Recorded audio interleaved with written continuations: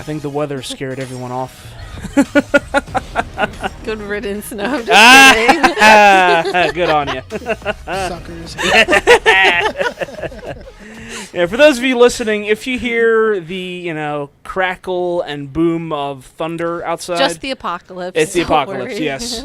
Our new member brought the apocalypse with him. We've determined that he is war. Yeah, I brought the hellfire and the brimstone just in case. Just in case. Figure, one of the movies we will be talking about today has some, kind of crazy stuff going on. So. Brimstone, that's that smell. Yes. Okay. No, it's me, but I'm trying to cover it up. Yeah. Welcome, ladies and gentlemen, to Threading and Dreading. So, as you've heard, it is a light crew tonight. Everyone else is, too damn busy to care about you, so I apologize. What am I going to do? They're not here. I'm going to throw them under the bus. I was going to say, right under the bus. Directly under the bus. I meant mean to anyone who's listening. Oh, no. We love them. We love our fans. Okay. But, heaven forbid anyone else shows up, to talk to our fans. Only we care about them. Right, okay. We are the truly passionate people of this podcast. Okay. Not digging this self-righteous vibe. Well, we're going to go around and have everyone introduce themselves. To my left, we have... Goddess of Gore. How you doing? Oh, it would have been great if there was a thunder crack right We'll do it in post. Okay. And how are you? I'm just peachy. That's good.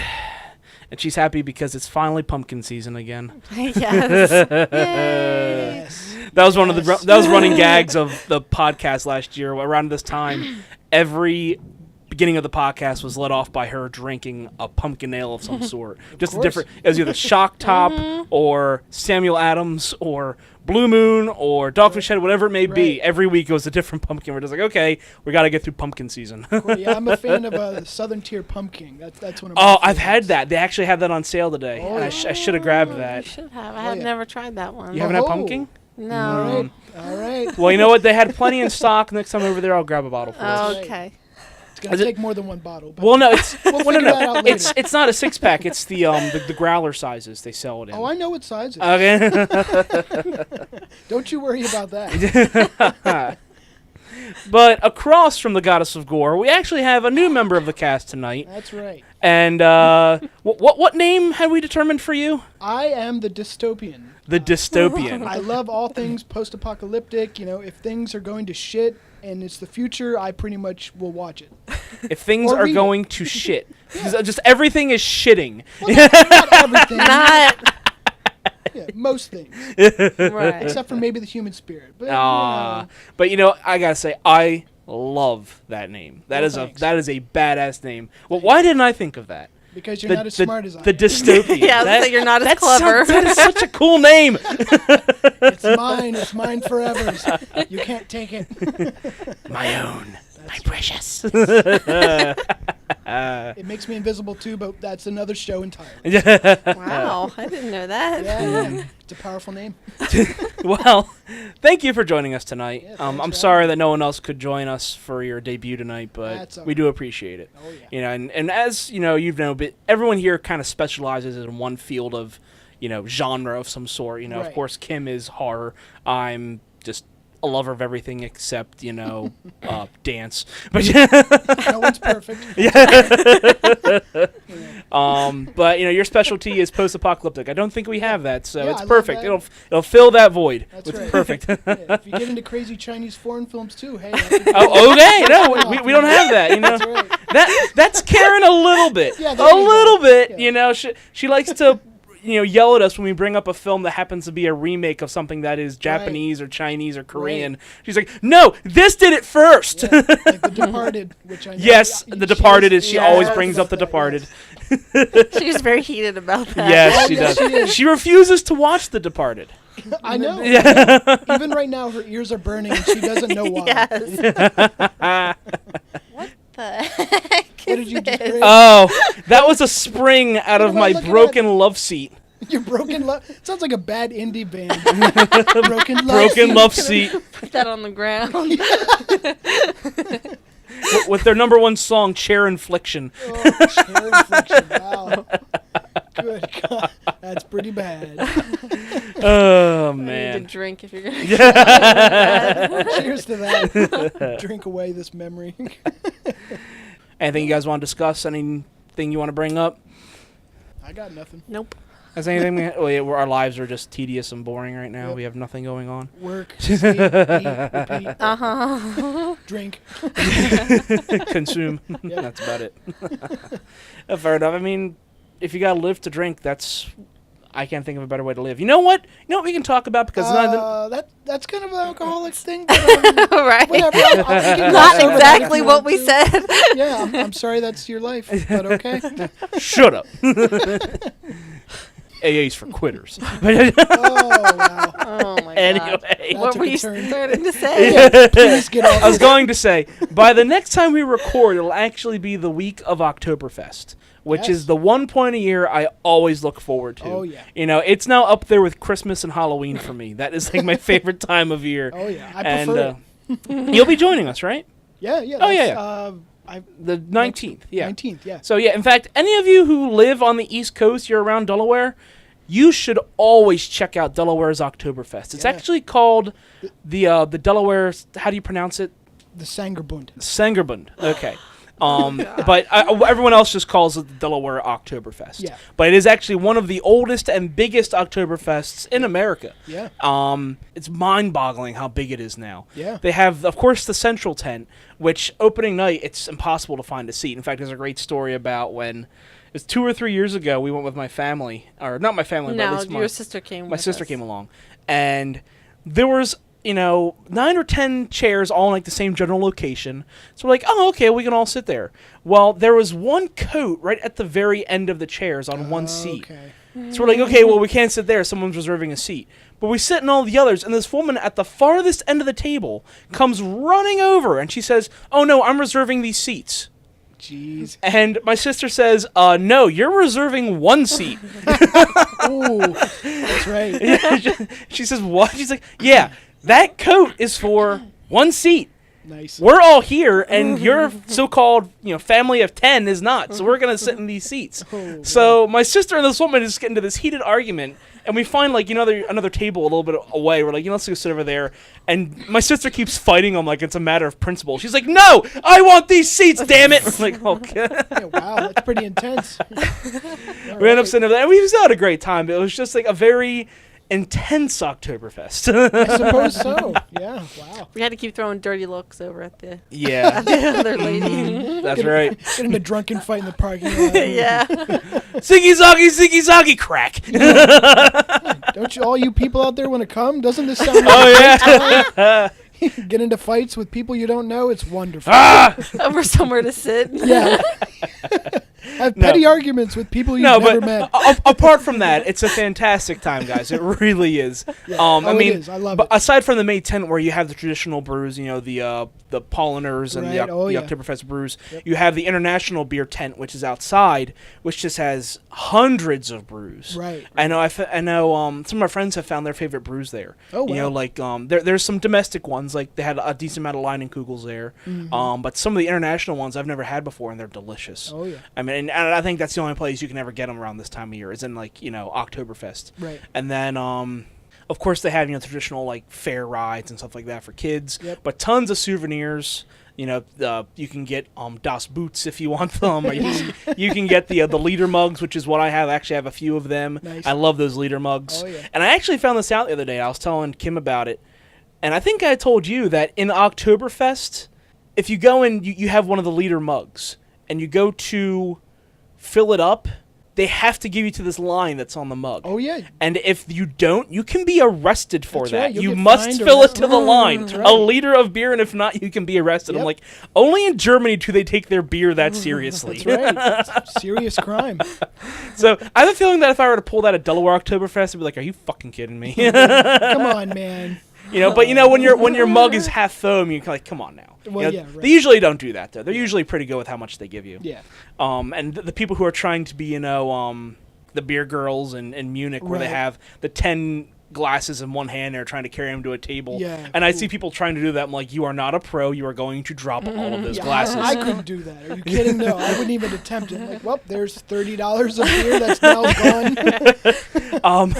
And the other thing they stopped doing, do you remember they used to give out all the glasses, like, you know, like the plastic glasses if you're just buying a glass there? Right. And they were souvenir glasses. You can bring them Yep. home and drink them here. Well, they would give you out a new one each time. Well, they stopped doing that. Oh. They want you to keep bringing back the same glass. Oh, okay. Because people are building those towers, those walls of cups in the middle of with the- Oktoberfest, and then knocking them over. Oh, the only geez. problem is that when they'd fall over, They it break. wouldn't hurt. You know, cups falling over don't hurt you, but apparently people will get so scared by it that it would cause another ruckus. Like some woman was scared by it and then fell into a chair and hurt herself or Right. something. Oh, it's like, geez. well, she's just a klutz, you know.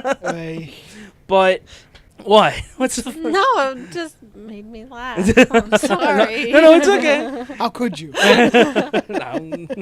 Terrible human being. That's it. You're cut. You're done. Never working this We're town all again. terrible human beings. It's okay. But yeah, I love Oktoberfest. So in a couple weeks, I'm going to be a very, very happy projectionist.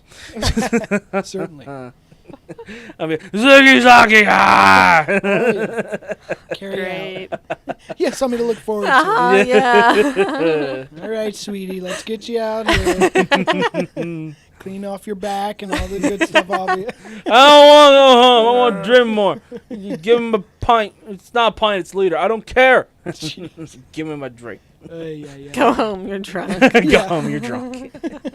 So if there's nothing else, we're going to get right into the movie news. So the first thing to bring up is a little bit of old news, but it did come up late last week, so I figured we would discuss it, is that the Underworld series is due to get a reboot. Now, I didn't know if you had heard about this, but right now, you know, they're sitting on 4 films, all of which star Kate Beckinsale. Right. And they weren't planning to make another. But it appears now they're going to reboot the entire series. Which is a very strange term. But here's the story that came out of Hollywood Reporter last week. And says that Lakeshore Entertainment is developing an Underworld reboot and has hired on Priest screenwriter Corey Goldman. Now, did any of you see Priest?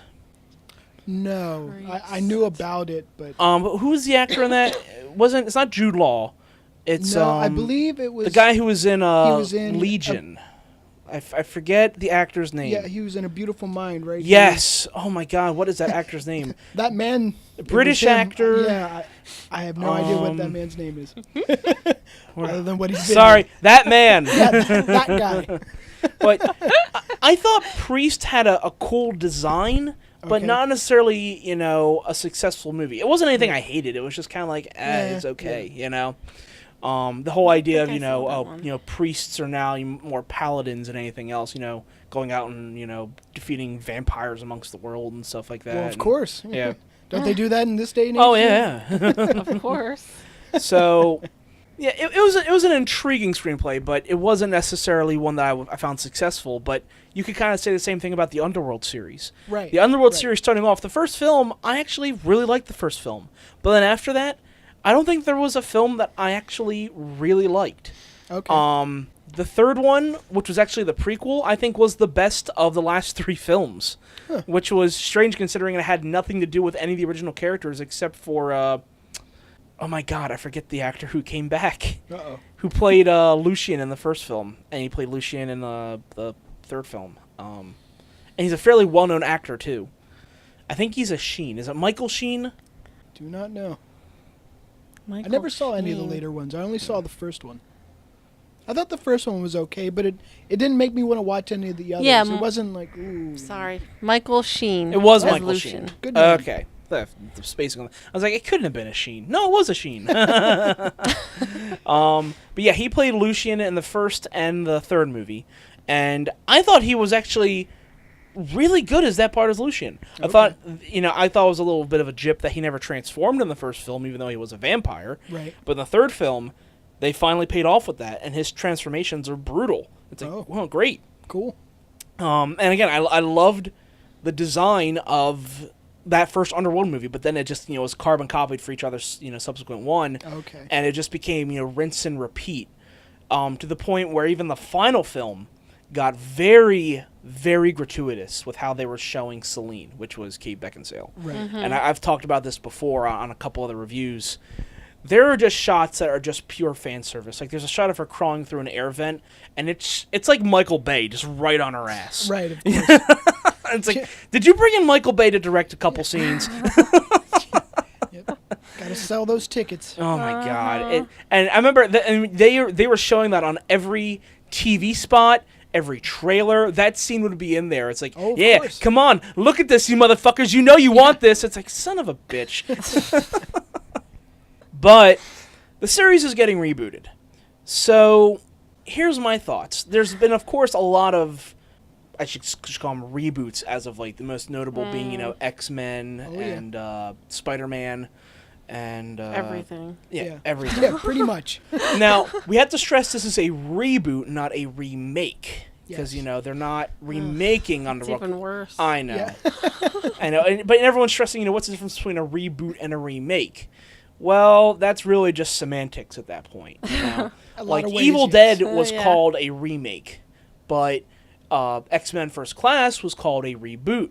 Right. So, it's... Well, I guess maybe when you say the term reboot, it's like you're kind of redefining all of the mythology behind Right. that Definitely. story arc. Right. Definitely. So it's basically the original series is like almost like an A whole alternate different reality. world, yeah. Right.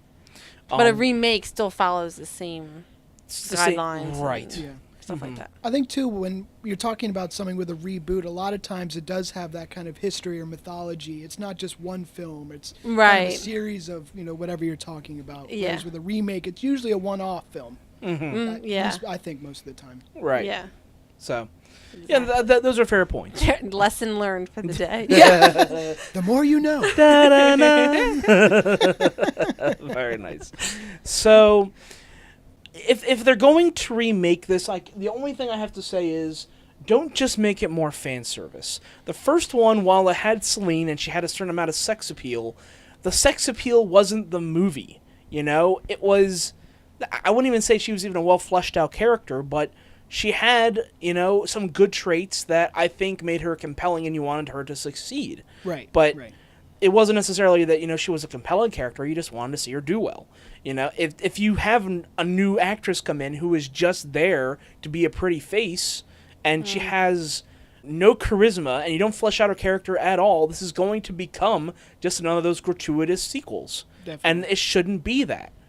I don't know. I really don't know how I feel about this. I know that if Allison were here, she'd be throwing a shit fit because she loves that original series. Okay. I'm pretty sure that she owns every single film in the Underworld series. She owns, some of the comics that they released for it, and I think there's even a graphic novel in there somewhere or something, but... Now, was that after the films came out? Yes. Okay. Yeah. Now, is it based on any kind of comic book or anything like that? I don't know. That is a good question. Okay. It could be, but I don't think it is. Right. If it is, it's news to me. It's Yeah. it's not DC or Marvel. I can tell you that much. Okay. So, again, I'm just very indifferent about this. If they do something that brings the crux of that first film back to life, that not just werewolves versus vampires, but it's wanting to see these characters succeed and actually being empathetic towards some of these lead characters, I'd go for that. But you have to give me the right cast, and you have to give me, the right screenwriters and the right director to bring it back to life. And I don't know if they're going to want to do that. It sounds to me, especially if it's not even based on anything, which I wasn't sure of beforehand. But if it is, then that's a little bit different. But they want to make another movie with vampires and lichens, and then just bank off of the familiarity of the world, the term underworld. Right. Yeah. And then that'll get people to come in and see it instead is- of coming up with this whole new characters. That's a very, very fair point. Yeah. It's got the branding of it behind it. Everybody. Yeah. A lot of people are going to know Underworld, that name. exactly Also, vampires and werewolves. Of course, people are down with that, as we all know. right. They're going to want to see it. Yeah. So I think you're right with that. Yeah. And you bring up a fair point. It's not necessarily about the strength of the screenplay or the direction. It's how you can bank off that recognizable name. Right. Yeah. Because a lot of studios are just buying up properties just to get the name attached. Of course. You know, the perfect example, Dragon Ball Evolution. Oh, That jeez. piece of shit. Your reaction is like, oh, I think he threw up in his mouth a little. Spit up a little bit. Hold on, let me wipe that off. There's a perfect example of the studio just buying the name and banking off the recognizability of Yep. that name. Right. They keep rebooting things because not only because they don't want to lose the rights to that name, but also because people will go in and see something just because they recognize the name.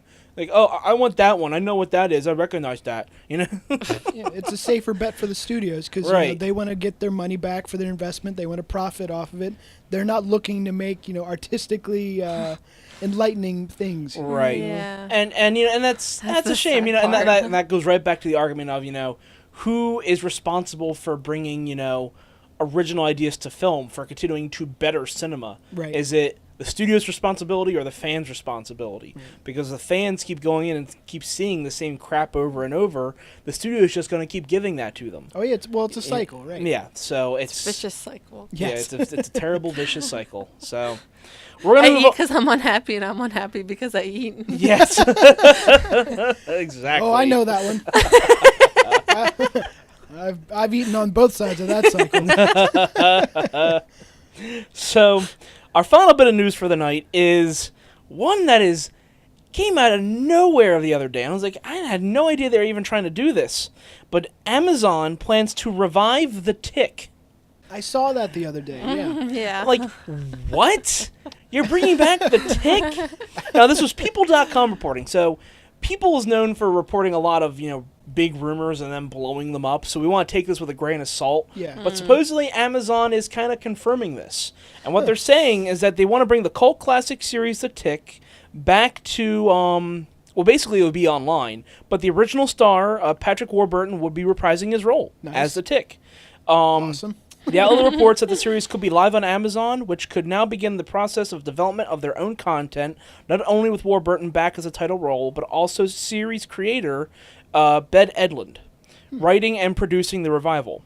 So The Tick was originally aired in 2001, 2002, the live action one, I believe. Right. And before that, it was a show for about 2 or 3 seasons, a cartoon show. Right. Yeah. Now, I liked the cartoon show, but I never saw the live action version. Okay, I saw a little bit of both.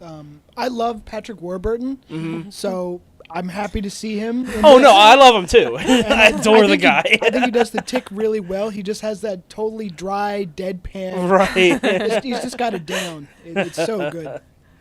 Yeah, it's amazing that, 10 years on, there's still people talking about this, and they still want to have this, you Right. know? That is surprising. And that's, the cult classic that this is. I mean, I know the cartoon is a cult classic, and now subsequently the one season they had for The Tick has become a cult classic. But, Right. I haven't seen it on Netflix or anywhere else. True. But, I guess if Amazon has it, it might just be exclusively to right, it Amazon. might be exclusive to Amazon. But, True. Amazon Prime or whatever. Yeah, you I've never that seen... fancy stuff.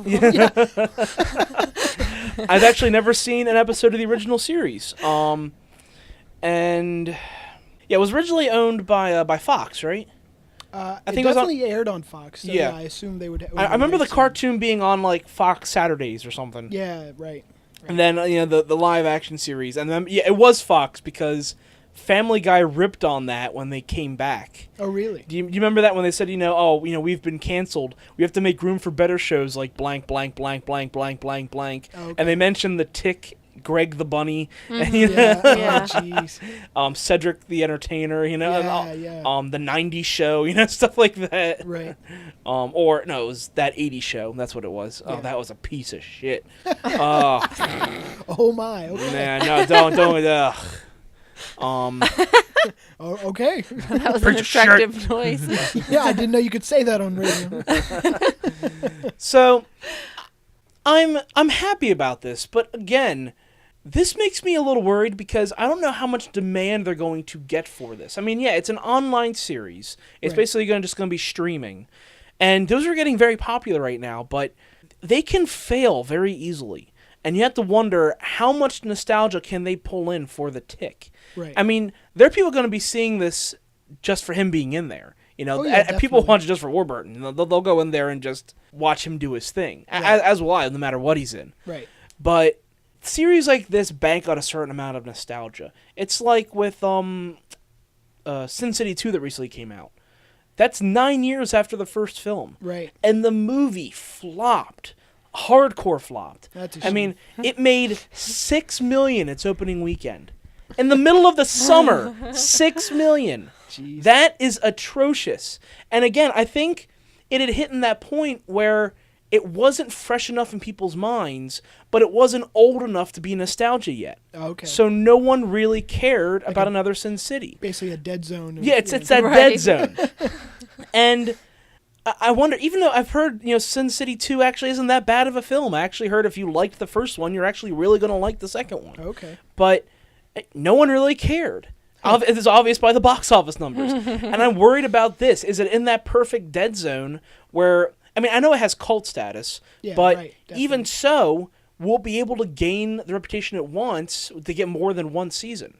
I mean, even if it's one season, I think people won't care. Right. But, it's like the whole thing they did with friggin' Ren and Stimpy on Spike. You remember that? Oh, yeah. They brought back... go ahead. No, I was just going to say, I think it's a little different between TV, trying to get something back on TV, and having something online streaming Oh, yeah. on Amazon. Definitely. There's not as much pressure. You don't have to have as much viewership, I don't think. Right. And I think you got a good point there in that I think this is going to be the perfect spot for them to be on. Yeah. As like a web series. Right. Because, yeah, if it was going to be a movie, God forbid. Not that wouldn't be awesome, but I don't think they would make back on their investment. Right. That'd be something straight to DVD. Yeah. Right. Yeah. That'd be straight to DVD car wash rack is what that would be. And I would get my car washed just to get that movie. But, yeah, I think we'll see. Because I think it's low pressure, and I think that's a good thing, Yeah. Yeah. Exactly. as opposed to TV or film. Yeah. Right. Okay. Well, again, I'm looking forward to it. Yeah. Again, I remember nothing from that original series, but I'll watch this, and I'll try and get caught up on the old Tick episodes if I can. I don't know where I can catch that, but we'll figure it out. The internet. The internet. Google it. So we're gonna get off of movie news and right into the trailers, and the first one being Exodus: Gods and Kings. You say that you didn't cause all this. You say this is not your fault. So let's just see who's more effective at killing. You or me? When my love I'm sorry. Okay. Did I do that out loud? No, I apologize. that's okay. I apologize. That was the reaction of the internet. So this film is Ridley Scott. Right. And as of late, he's been making, well, not just late, I mean, he's made fantastic films for a while. But this one has been gaining a little bit of controversy even before its release. And I think you know why it's getting a little bit of controversy. Now, the cast behind this is admittedly a very, very good cast. I'm going to say that right now. You have Christian Bale, Right. Sigourney Weaver, Aaron Paul, and... I don't think you even see him in the trailer, but Ben Kingsley's in it. He plays. Oh, nice. I think it's pronounced Noon. He's Joshua's father. Oh, okay. Again, really, really good cast, but they're all white. Right. It is a completely whitewashed cast, Right. all playing the roles of Egyptians. Now, Right. And Hebrews. And Hebrews, right? And Hebrews. Now, here's the thing about it. This, of course, seeing this trailer released garnered a lot of negative feedback online. People saying, how can you have a film about, Egyptians and predominantly Middle Eastern characters and everyone is white? Now, this isn't the first time something like this has happened. Most famously would be, someone like, of all people, Ben Kingsley playing Gandhi. Right. And it's... I think if you can get someone to play the role correctly, it doesn't really matter. Yeah. If it's for one role. if all these people gave great auditions, power to them. I think that's great. But someone up top, some executive producer had to look back and say, wait a minute. Guys, we shouldn't do this. I don't care who it was. I don't care if it was Aaron Paul, Christian Bale, Sigourney Weaver. Say, look, we love you, but you're going to have to back out. We have to get someone else in here. Because the way it's looking right now, the film looks extremely whitewashed. Now, is Aaron Paul the guy that's playing Ramses? No, he's playing Joshua. I don't know who that is. I don't know. I don't know who's Paul playing is. Ramses. Oh, Aaron Oh. Paul. Either. I don't know who Aaron Paul is, and I don't know the guy who's playing Ramses. Yeah, I don't. Okay. Well, Aaron Paul was the kid in Breaking Bad. Oh, okay. Yeah. Okay. I know you didn't see Breaking Bad, but he was also in Fast and Furious, or not Fast and Furious, Need for Speed. Well, I've seen commercials for Breaking Bad, so I think I know who he We're is. aware of that. Yeah. Yeah. So We're alive in this century. In this and decade. Aaron Paul is fresh off his Emmy win, so he's doing very well for himself Okay. right now. Okay. So what? Do we know what role he is playing in this? He's movie? playing Joshua. Yeah. And Joshua is Moses' brother? Joshua is like the second in command to Moses. Okay. Do you remember the story of the Ten Commandments? Kind of. I mean, I remember the key points. I don't remember all the small players. Okay, yeah. We're gonna have Old Testament time. Yeah. Okay. So when Moses is exiled into the desert, he comes across the family living in the desert. Yeah. And one of them is Joshua. Oh, the guy in the desert is Joshua. Right. Okay. And I'm sorry that I couldn't remember his name. No, it's okay. It's okay. I don't expect everyone to be a biblical scholar. It's okay. Oh, thank goodness. Oh, that's so much pressure off. Thank you for saying that. But this is like I'm putting away my Torah. Sorry. I didn't know you were Jewish. I'm not. I stole it. So anyway. You don't look Jewish. Oh, wow. Oh, yeah, jeez. Anyway. So yeah, Joshua was part of the family in the desert, and Noon was his father, who's going to be Ben Kingsley. Oh. So again, the guy playing Ramses, I don't know him. Okay. I don't know if it's because of the makeup or Right. Yeah. Like it looks familiar, but I can't right. place it. exactly. Right. Yeah. So sorry, that one actor we don't know.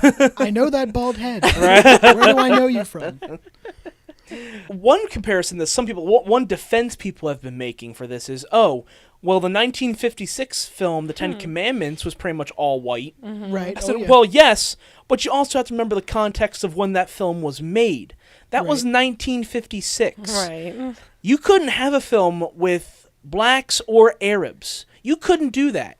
If it was a foreign film, that would be the only way it would be acceptable. If it was made in America, it was going to be white actors. Well, at least not in any kind of leading role that was Right, or a meaningful. major Yeah, motion exactly. picture like Unless that. you're talking about, Fats Waller and Stormy Weather, Right. older stuff that's Right. or Bojangles, stuff like that, which is not exactly the same thing. But I mean, yeah, Right. 1956 was pretty much whitewashed overall, no matter what Right. you're talking about. Right. So, Now, again, that movie had a great cast behind it, and they all did a very good job. Right. But for the time, they couldn't have gotten, anyone of ethnic background. They couldn't have done that. I mean, hell, that was a time period when you had John Wayne playing Genghis Khan. as John Wayne. As Just John not Wayne. changing his Like, voice that was whatsoever. the time period they were living in. Well, alrighty, Mongol. Oh no, really?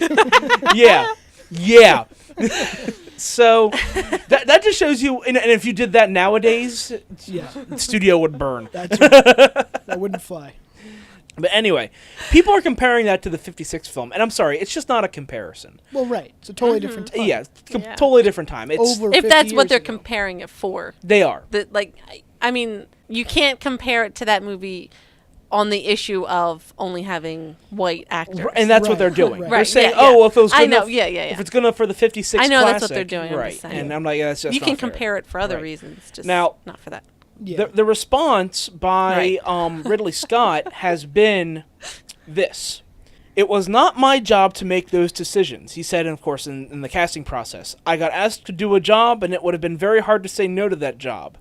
I do say that I am sensitive to it, and I understand and empathize with that position. He also followed up with, I guess what being a good director in some ways is like being a captain of a sports team, like a soccer team. You have to make sure that you have every position covered really well because it will help you win the game. So what he's saying is, well, I want the best people for the job, and it's really out of my hands. Right. And that kind of feels like a cop-out. I mean, he's the director. I mean, ultimately, the final decision comes down to him on anything. I mean, the studio can really push someone. Oh, yeah. I mean, you could have, let's say like Game of Thrones, and you could have a fantastic cast behind it, and someone could be saying, you know what, we're pushing Vern Troyer to play Tyrion. Tyrion. Oh, geez. It's like, no guys, we're not having Vern Troyer play Tyrion. It's like, no, we really want you to have Vern Troyer. Fuck you, we're not having Vern Troyer. No offense to Vern Troyer if you're listening. I'm sure you're a great actor. Wow. Just an example, but Right. so the studio is just trying to push someone, and apparently that's what Ridley Scott is arguing with this. Yes. But again, that's a cop-out, because he's the director. He has final say, and if they keep pushing it that hard, he could back out. And he's saying, oh, well, it's a job, I gotta take it. You're fucking Ridley Scott! Right. You can take whatever job you want. Right. For God's sake, I don't get that. If I was a struggling director and I had never, gotten a film like this before of this size, I could understand that mentality. Right. But of this course. man has made dozens of films, won hundreds of awards, and somehow he's going to sit there and say, oh, I need the work? Right. Like, that's a defense? No, I don't buy that at all. So, apart from the controversy, let's talk about the trailer. So, it's hard to tell what angle they're going with this. Is this going to be the story of Moses? Is this going to be the story of Ramses? Or is this going to be about, the brotherhood they had, or the follow-up to that? Because it looks like they're not showing a whole lot to the aftermath of the Hebrews being freed. It looks like it's just the lead-up to them being freed, and then the slight aftermath, and that's it. They're not going to show them going up to the mountain and getting the 10 Commandments and then, roaming through the desert.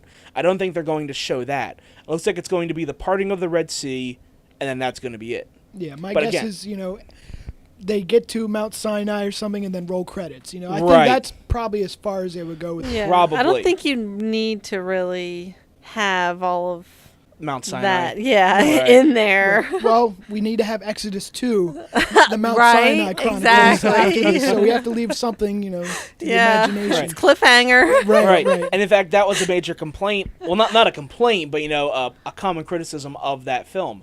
When the big climax hits with the parting of the Red Sea, and then there's the it falling back and destroying the Egyptian army.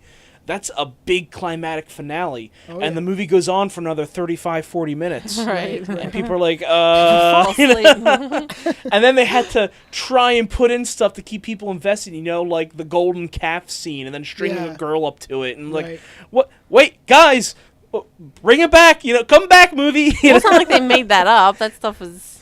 Well, no, the golden calf bit was made up.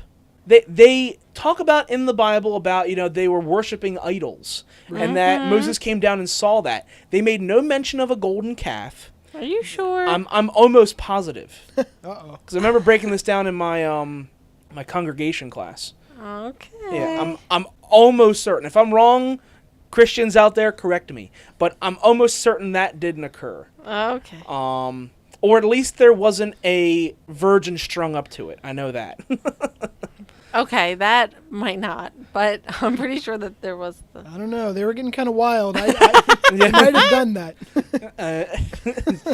Exodus 14:32, and they did string up the virgin. As they were wont to do. Sounds like a wild and crazy party to me. I want to party with these guys. Let's go down to the Golden Calf. Okay, no one open a bar called the Golden Calf, It's too please. late. It's too late. It's already been done. I've already done Is it called Movies? Yes. It's Movies. Uh, But anyway, I like the visuals of this movie. I think it's very visually striking. Right. I think that it's going to be very strong performance-wise, despite the whitewashing. And the one holdback I have is Christian Bale as Moses.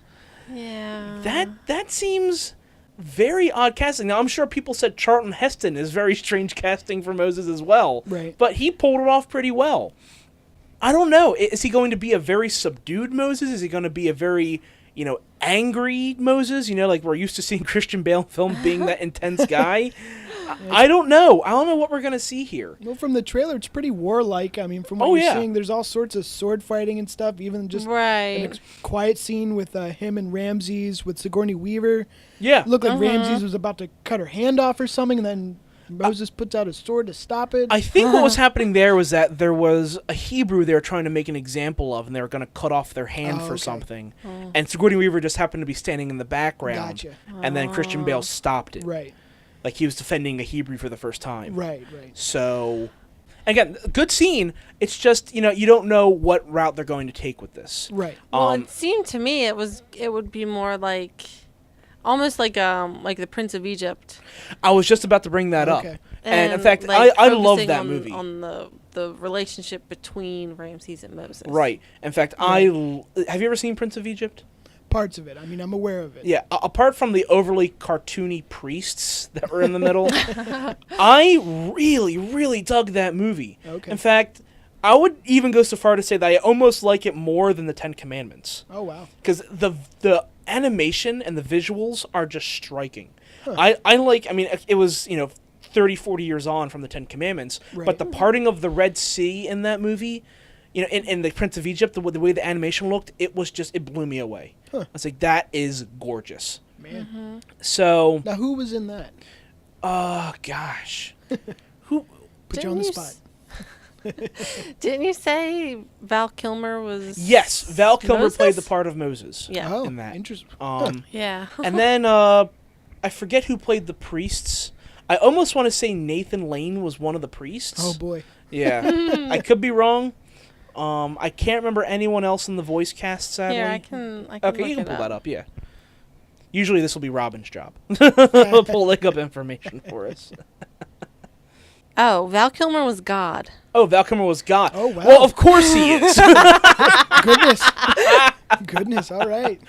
Well, Val Kilmer already thinks he's God. Yeah, Val Kilmer as himself. But it doesn't say... Maybe that's not... Oh. Okay. Hold on, let me go into this because I don't really trust that. Was he Moses as well? No, it said someone else completely unknown was Moses. That was like way, way down. Oh, yeah, he was both Moses and God. And I remember that because it was sort of a play on whether or not Moses was actually imagining it because it's its own voice when he talks to the burning bush, which was kind of psychological what they were doing with the film. And I liked that, but it was also... a recognizable voice for Moses. It wouldn't just be some big, booming, godlike voice. It would be the most, known voice he would ever hear, which was his own voice. Right. Which I thought was brilliant writing. Yeah. I believe the priests were Steve Martin and Martin Short. There you go. It doesn't say priest, but it just says the names. And I'm pretty sure it was them. Yeah. Okay. Because they were the more comedic parts. Yeah. Of course, and Ralph Fiennes was Ramses. Okay. Oh, nice. Really like that movie, and if this is even a shred of what the Prince of Egypt is, I'll probably like it. Yeah. So I want to say I'm looking forward to this. It's hard to say that right now with all the controversy that's going on, but with the cast they have, I think it has potential to be very good. Yeah, I don't know if we really need another Moses movie. We don't. But yeah, we had Noah. Now we have this. What are we going to have, a Methuselah movie? Like the 700-year-old man. Watch his full life. I mean, really? What's next? You forgot the Jonah movie. Oh, no, that's next. That'll be after, yeah. We laugh about that, but there probably is going to be a Jonah movie. Probably. I'm saying it here right now. Next 10 years, in that space of time, there's going to be a Jonah movie. Oh, gosh. All right, well, we're going to move on to our next trailer, which is Fury. I was afraid you were dead. Where's the rest of 3rd Platoon? We're it. Sergeant Collier, I'm your new assistant driver. Tank school? That's home. I've never even seen the inside of a tank. You will. I started this war killing Germans in Africa. Now I'm killing Germans in Germany. Been with these fine gentlemen for years. I think this is an interesting take. It's similar to like other war movies, but different. Like, no, maybe I'm wrong. You're looking at me like I'm crazy. Oh, no. I agree. I was looking at you. No, I wasn't looking. I just looking at you, and I was giving it a particular look. You're like, what is this bitch talking about? Judging you with every I know. fact. I completely agree, but shut up. You have the right to be wrong. That's fine.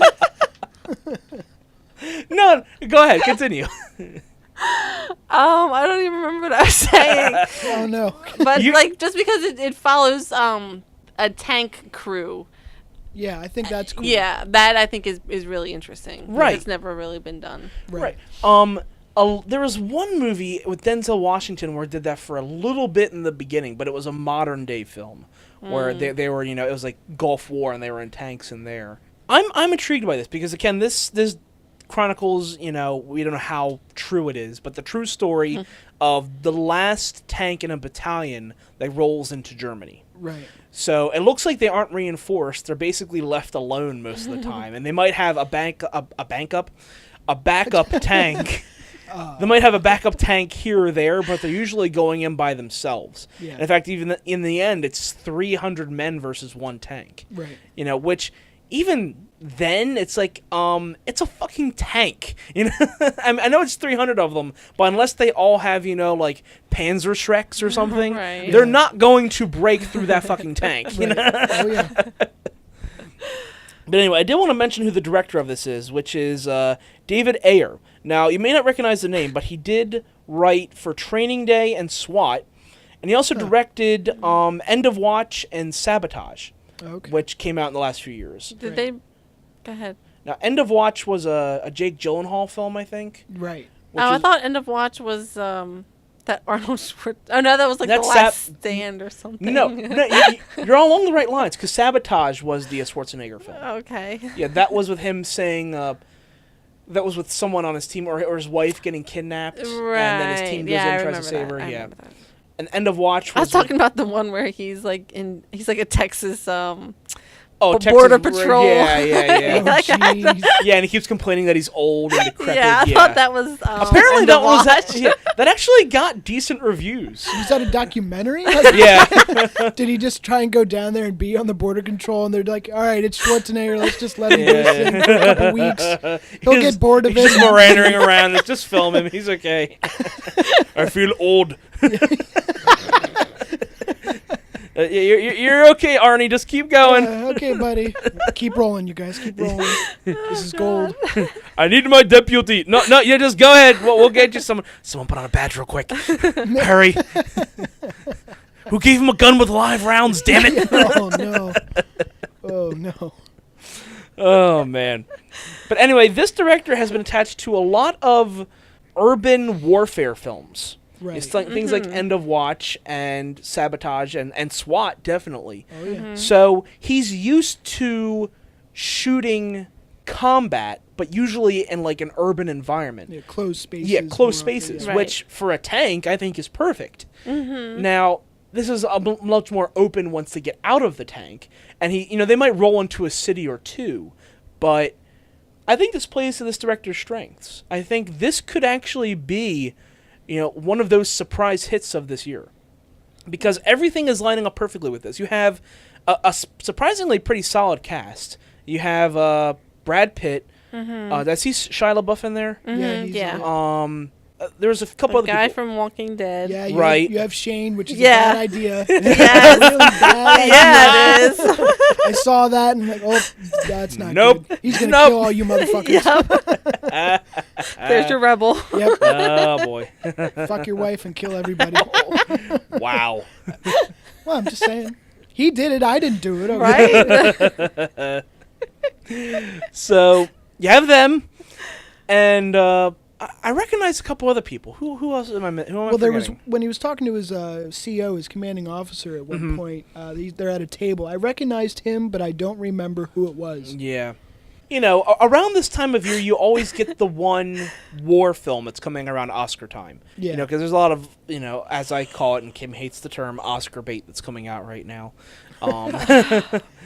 So annoying. I'm sorry, but this film is Oscar bait. It is. Whatever. We've already had this discussion. I know We're we not have. having it again. Anywho.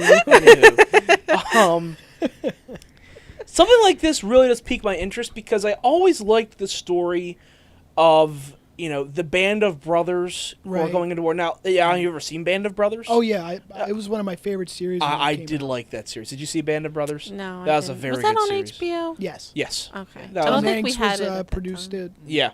I sadly didn't see every episode, but I got caught up pretty quickly, and some of the final scenes I just loved. The Oh, yeah, climax of that definitely. series was very good. Right. So with this, it's kind of the same story, except very tight quarters. These guys Yeah. really just being within like a foot of each other inside this tank. Right. And you have the rookie driver coming in having to deal with this veteran crew who's been through all this shit. This crew's come in from Africa. Right, yeah. They've been with the war since the beginning. Right. And this kid comes in, like fresh out of boot. Looks like he's barely had any training. And you see Brad Pitt's face like, oh, what the fuck? Like he just immediately face palms like, what the hell did they give me? Right, exactly. And I have to say, I like the look of it so far. The cinematography looked Oh, good, yeah. the color scheme that they're going with, all of that. Brad Pitt looked like he was a little over the top. Which, for the character, I guess kind of makes sense. Right. But I don't know, just the lines they were giving him, they felt a little hammy to me. I expect him to go, we're going to be doing one thing and one thing Yeah. only. Killing Nazis. He does say, he has a line like that. He's like, well, I started killing Germans in Africa, and now I'm killing Germans in Germany. I'm like, okay, that's a cool line, I guess, but maybe Right. just tone it down a little bit. And I want my scalps. Yeah, exactly. Yeah, if he had the facial tick thing that he did in that, in Glorious Bastards. See, you're correcto. Oh, jeez. God. I'm sorry. That is one of my favorite films. I can see It that. has problems, but it has a lot of problems, but I love that film. Oh, yeah. Anyway, and you knew that was going to come up in this review. Oh, of course, of course. That's the first thing I thought of when I saw him. Yeah. Like, Yeah. is this just a retelling of that character? Like, is this him after it? What's Yep, this? that's right. He goes and joins a tank. A tank battalion and just starts running through Germany. It's like, sir, the war's over. Don't care. Need my scalps. Oh, wow! That Sir, those are civilians. Don't care. Need my scalps. that would be a twisted post-war movie. Oh right? my God! He just That- turns that into a would be serial so killer good. going through Western Germany. In a tank. Yeah, that would be pretty cool. The war never ended for him. He just keeps You taking see him scalps. rolling on top of like the tank gun, just sitting there straddling it. Name my scalps. Oh, wow. Like to feel the power between my legs. Well, I'm not sleeping tonight. Thanks for that. I'm permanently scarred from that. Oh, God. Hey, Christoph Waltz is off screaming in the background. really? Hey, that was the first scalp. Oh God. Hey, Anyway, I am looking forward to this film. right. I do think it has a lot of potential to be brought up again in Oscar season.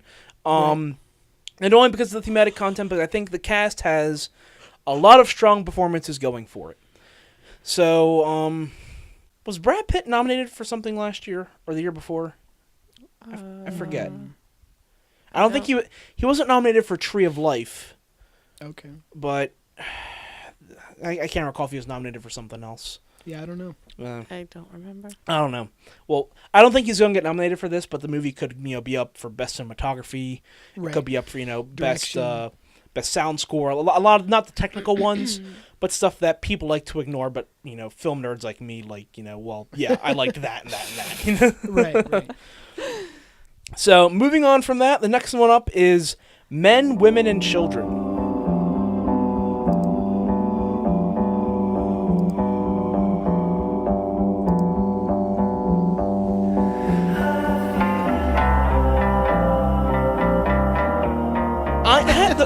Yeah, everyone's just like, ugh. The first thing I have to say is, fuck you, Adam Sandler. All right? Oh, my. I was at the point to dismiss all of your films and just say everything you make is shit. And now you turn around and try and make something serious again. Fuck you. I want to dismiss everything you do. Don't try and be serious again. Don't turn around and try and be funny people again. All right? Don't do that. Well, you haven't seen this yet, so I know. You probably could still dismiss it. Yeah, there's still a chance. Yeah. You could still hate it. No, but Exactly. Just believe in your brain. but that being said, I'm intrigued by what this movie is saying. Yeah, definitely. I don't even.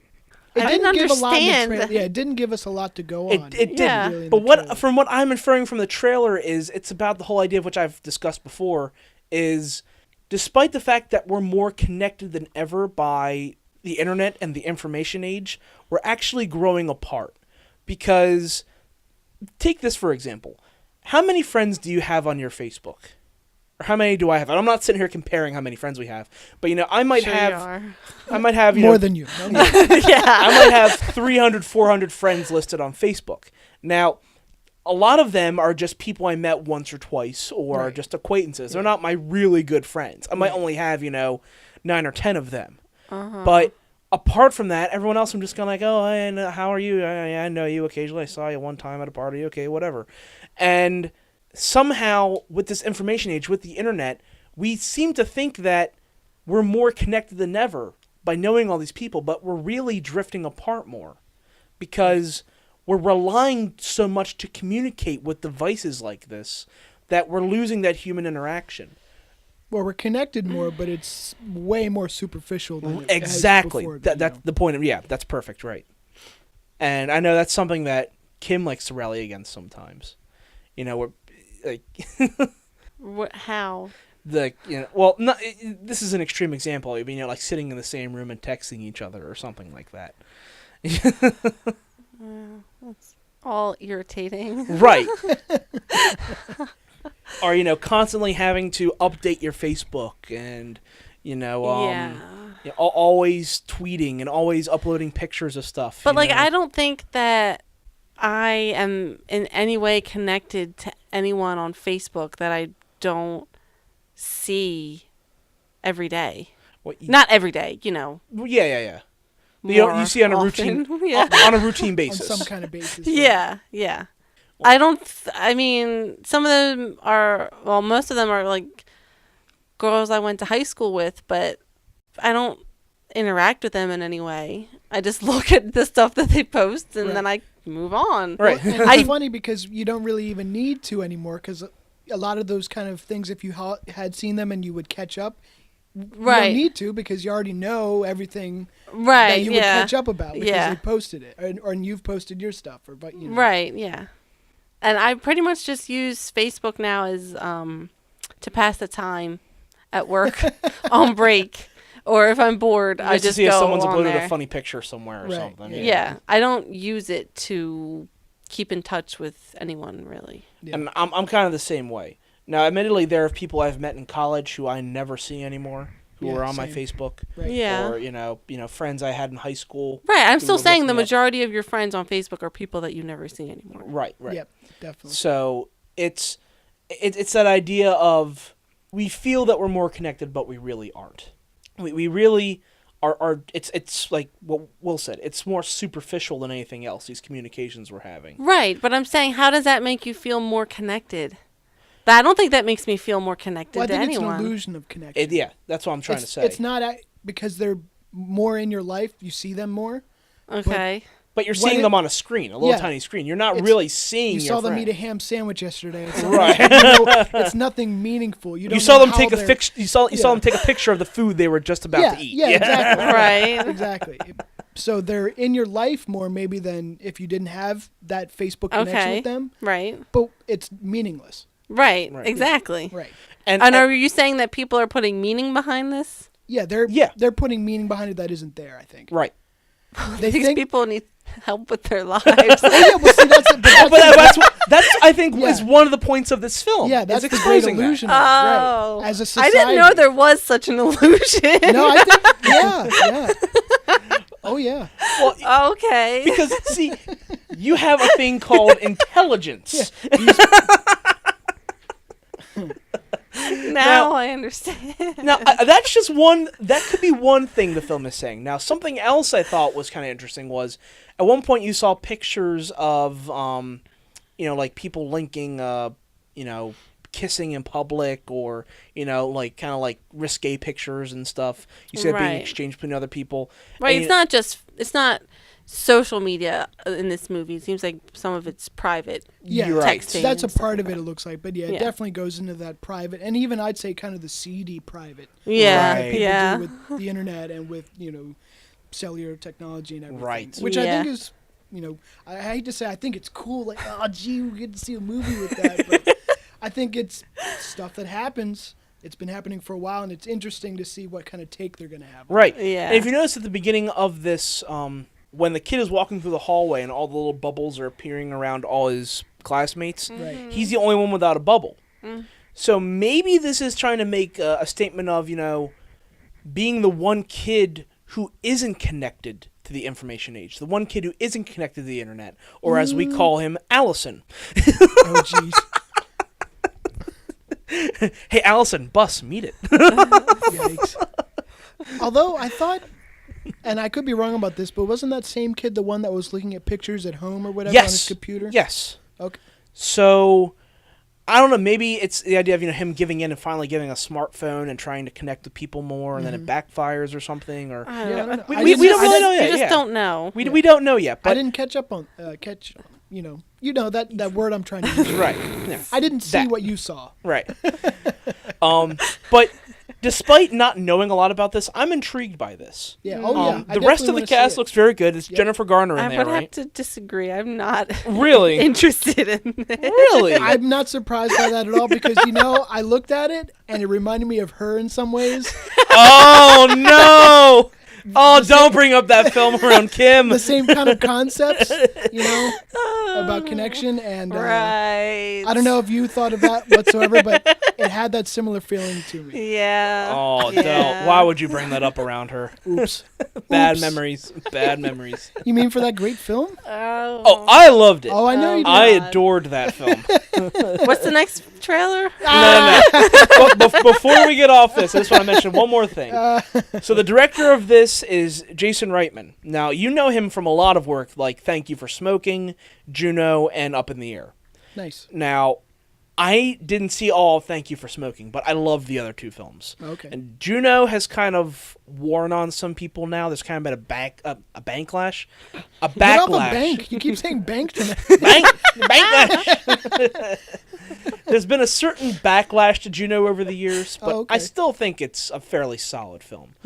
Just because Juno has kind of worn on the whole hipster crowd because it's so hipster. People are trying to like rebelling against it now. Oh, okay. But Up in the Air, I really liked. Does that mean that's going to happen to her too? It could. It could. Okay. I'll just bide my time. Give it time. Yeah, Give it time. Kim in the corner tapping her fingers. Good. Hate the film. Hate. Let the hate flow through. Exactly. Give in to your anger. But I don't know if either of you saw Up in the Air. I think that's been his most No, recent no. film. That was with George Clooney and... Oh, where is he a pilot? Or No. It just- involves like a a lot with the air. businessman, right? He's a Yeah, businessman. And he that's goes right. around... He's like a professional firer. Like he goes around laying off people. Okay. But I didn't get that at no. all. Well, he goes around just traveling all the time, and he lays off people who have basically been like ingrained into a job for like 20, 25 years. He's trying to let Okay. them down gently, and he thinks Okay. there's like a professionalism to it. Instead of just giving them a pink slip and saying, have a good day, Right. there's a kind of a humanity to it. And he goes and says to them, look, this isn't the end of your life. This is a beginning. Huh. And he tries to let them down easy, and he's always had a success. People always they're not happy when they leave their job, Right. but they're at least respectful of it. Yeah. And the story tells the company's position of trying to implement a new system where they're going to do it via internet. And I forget the girl's name. She's a fairly new actress, and you've seen her in some stuff, but she comes in, and they basically, the first person they go to let go, they let him go via internet, and he basically commits suicide the next day. Oh, wow. So they realize, okay, maybe this system isn't the best. Yeah, maybe not. So maybe you need that human interaction in order to let people go and not have them go ape shit and need that professionalism that George Clooney brings to this. Because they're basically just trying to save on airfare for George Clooney. That's basically what they're trying to do. But he's racked up, I think, nearly 1 million frequent flyer miles. Oh, okay. And once you hit 1 million, you basically get to fly for free for the rest of your life. They give you that, and you basically get to pick whatever seat you want at the start of the flight. And you get to transfer free miles to anyone else and stuff like that. And it seems pretty nice. If you fly that much, that's great. Yeah, really. But I would like that deal. There's a great sequence in the beginning when he's showing this young girl going through like airport security. He's like, look, there's certain things you have to know when flying with me. I have everything down to a T. Everything is perfect. I can get in and out of here in 20 minutes. I will guarantee it. So she's going through, and he's like, no, slip-on shoes, always. Right. He's going through, it's like, okay, rule number 1, don't get behind the elderly couple. It's like, she's like, that's terrible. He's like, but it's the truth. Rule number 2, don't get behind the Chinese couple on vacation. Like, well, why? It's like, they will always overpack. You're terrible, but I tell the truth. Jeez. Like, good God! But it's so brutal, but it's so funny. He's so unapologetic for what he is. I'll have to check that out. I have not seen it. I really liked that film. I would highly recommend it. Okay. I think it was nominated for Best Film of the Year. It was that first year they had like 9 or 10 films in the Best Picture category. Right. I think it was the first year they did that, and Up in the Air was nominated. Could be wrong, but I think it was. So this director, I really like him, and I hope that Thank You for Smoking, Juno, and Up in the Air mentality is kind of brought to this. That kind of strange comical cynicism that's brought to the world. And I like that. It's not necessarily dark, but it is kind of cynical. And I like that. Kind of a dark humor in a bit. Right. But not so dark that it's, like Death to Smoochie or something. That's a little darker. Right. So, moving on from that, our next film is Automata. I'm tracking down some alterations performed on 2 units. A machine altering itself is a very complex concept. Self-repairing implies some idea of a conscience.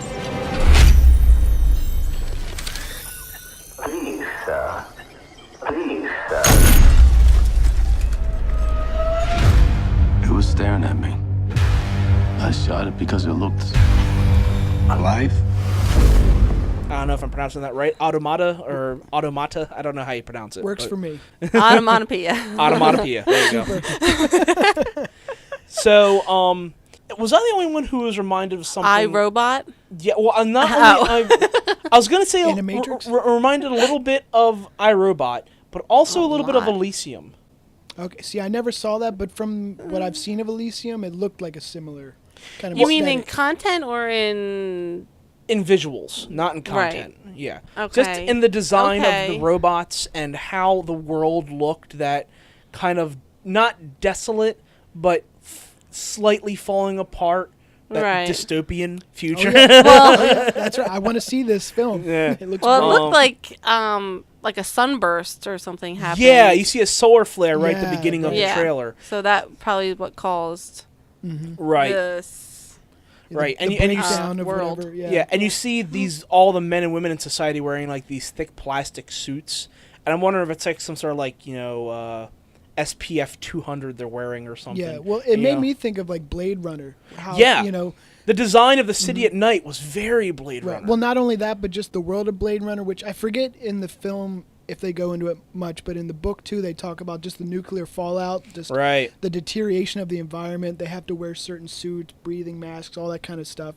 So it made me think of that with the Automata, with the suits that you were talking about, the poncho looking almost kind of stuff, but that protective kind of gear. Yeah, it almost reminded me of something like to bring up a terrible film, Tank Girl, where they have to wear suits. They have to wear suits to collect their own water because they need the sweat. They need every drop they can get. Like Dune. Yeah, like Dune. Yeah. And it reminded me of something like that, just the design. Right. I'm sorry to bring up that film. I'll never do it again. Very good. You heard it here first.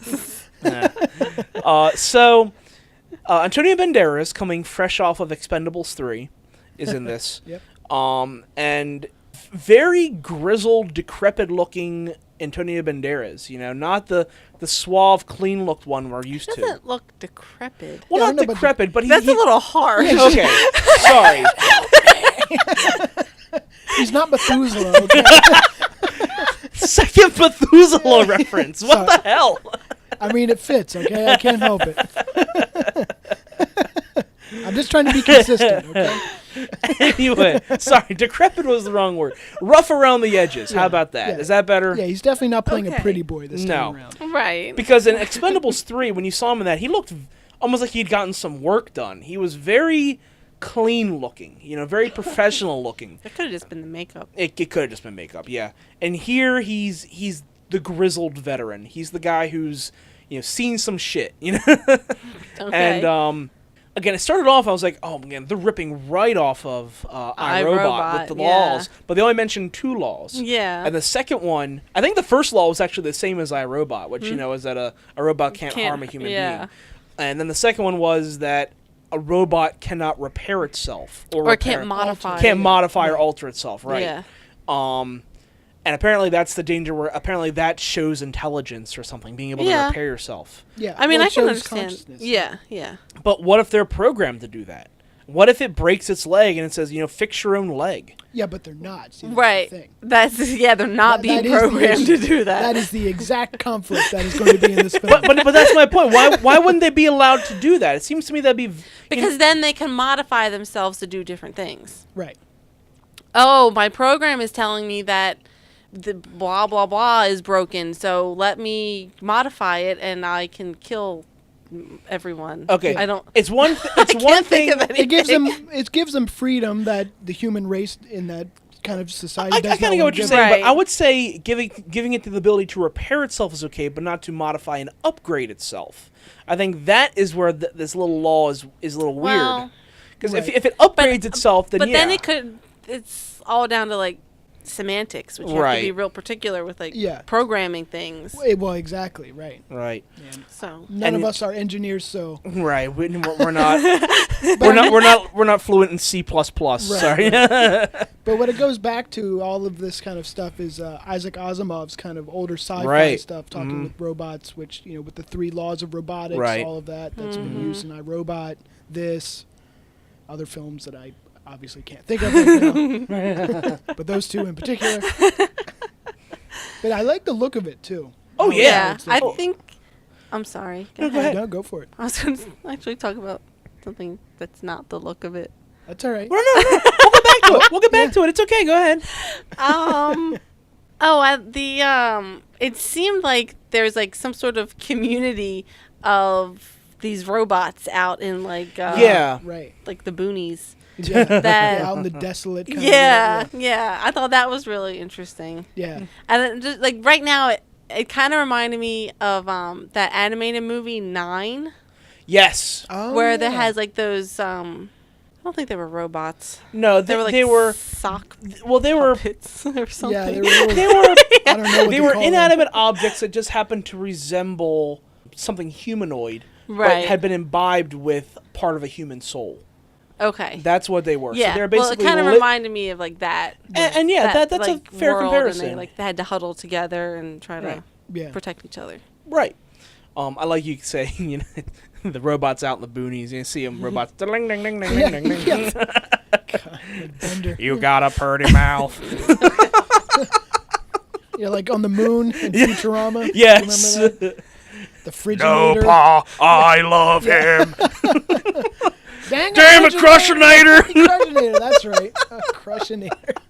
Oh, God. But Bender, you didn't touch the Crushinator, did you? Of course not. Lady, that fine. You got to finesse her. Oh, God. Oh, God. All this made me think of the Animatrix. I don't know if you guys ever watched that. I love the Animatrix. Yeah. Before it got into the Matrix sequels, which I hate. But no, the Animatrix I love, yeah.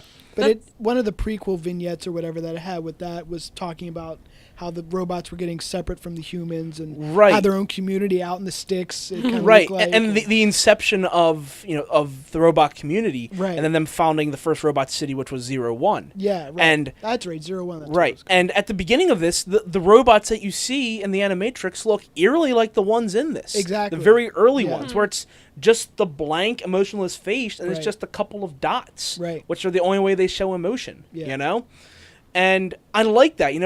A practical robot wouldn't be able, like in iRobot. I hated that they had these robots which were able to, basically project every human emotion, in their Right, face. right. What would be the practicality of that in Right. society? Well, it gets into that kind of uncanny valley. I don't know if you're familiar with that, where it looks... No. It's where you get so advanced in something robotic or like graphics, like video games or movies, where what you're looking at isn't real, but it looks so real that your brain is like creeped out by it. Okay. Yeah. I actually hit that once with a cinematic for Diablo 3. Oh, okay, yeah. There was a cinematic in there that I could have sworn they had a female actress come in for a scene. Right. It was so real. I was like, no, this has to be an actress. Right. And I've been saying it for years. If Blizzard Entertainment ever did an animated film, it would be the most beautiful animated film of all time. Yeah. But, I mean, they won't do that. But if they wanted to do that, it'd be gorgeous. Oh, yeah. It'd be beautiful. But anyway, we digress. We're getting off point. The robots you see now, like the ones being made by Sony, the little tiny ones that only climb upstairs, Right. with the massive backpacks. When you see them, they have a face, but it's just, a shell of a face. Yeah. There's nothing there. It's just, ports for, cameras. And that's basically what this is. A functioning face wouldn't make sense. But yet you can still emote through that. I love the line where Antonio Banderas says, "You're just a machine." And then the machine says, "Imagine me saying, you're just an ape." That's a great... Oh, is that what he said? Yeah. Ape? He says, "Imagine me saying you're just an ape." Yeah. I thought he said something else. Right. You're just a grape. You're just a grape. Oh, that's not it. Oh, you silly robot making jokes. Oh, you guys are human. Oh, you're so funny. Did that robot just make a non sequitur? What just happened? Shut up, grape ape. Grape ape. Two diodes walk into a bar. Yeah, right. Oh no, robot humor. They're thinking, kill them before they evolve.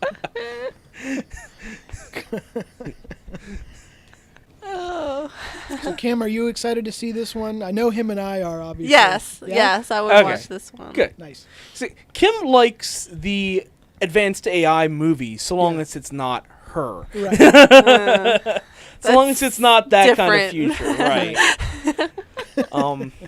And again, I like where this is going. And there's only one robot with an actual face, a female, that looks like... It's not even like a face...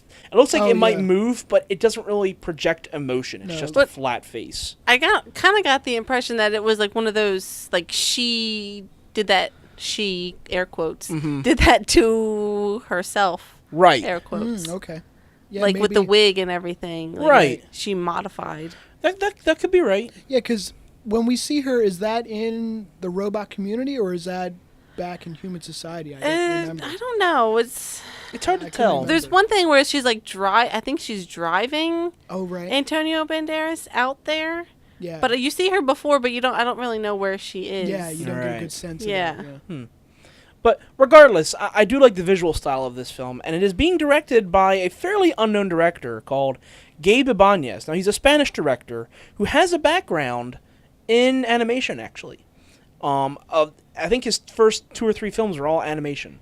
But this isn't his first live-action film, but everything he's done up until this point, I'm pretty sure has been Spanish films. So... I don't know if this was meant to be just a Spanish release. I don't think it is. Right. I mean, they got Banderas, but that doesn't mean a thing. Yeah. I'm intrigued at how this is going to play out. If this is going to be set somewhere in post-apocalyptic Spain or Portugal or something like that. I don't really know, but I'm intrigued. I'm very intrigued by this film, and I am looking forward to it. It's only due out in about a month and a half now, actually. Nice. Yeah. So I'm very intrigued by this. So moving Can you on. say intrigued one more time? Intrigued. I'm very intrigued. Okay. Intrigued. Now we need to drink. I'll say, is this He a hit the drinking game limit. now? Intrigue. Guess I got to drink again. So our next film is Rosewater. Tensions are rising in Iran. The election has ended in controversy. What are you doing? Fighting back! You're gonna get killed, come on! You have a real weapon and you choose not to use it.